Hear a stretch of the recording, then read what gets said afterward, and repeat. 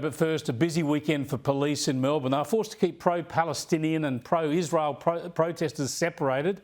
6 people were arrested and they were given bail. In one incident, a group of protesters wrestled an Israeli flag from a man.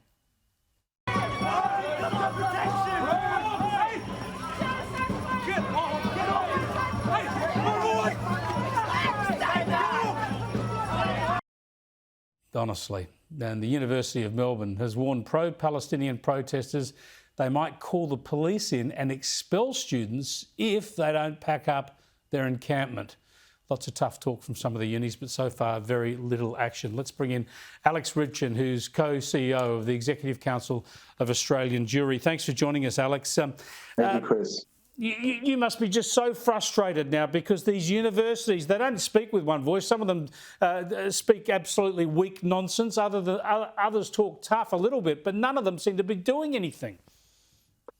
Well, I think that speaks to the lack of leadership from the very top. If you had the Federal Education Minister early on, the second these encampments began to appear in our country, say this is not on, there is no reason why anyone should be camping on university grounds, action will be taken. Government needs to set the guardrails of what's reasonable and unreasonable conduct. And when there's an absence of leadership, it allows the VCs, the vice-chancellors to go campus by campus, each with their own approach. And some, as you say, have taken a kind of laissez-faire approach to this, wait and see, hope it fizzles out. Others have been more determined and more confrontational in their approach. But ultimately, overall, the response has been weak, and this is why we are where we are. There's been this very logical, obvious progression from protests to encampments, now to the occupation of buildings. And what we saw in the streets of Melbourne last night, when you had a very peaceful, a beautiful, multi-ethnic, multi-religious gathering in support of the Jewish community against anti-Semitism.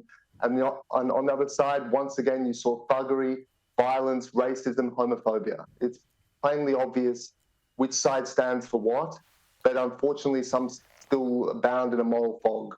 I just want to get you on 2 related issues. One, I spoke at the top about ignorance. There's a lot of ignorance displayed by these pro-Palestinian, pro-Hamas protesters.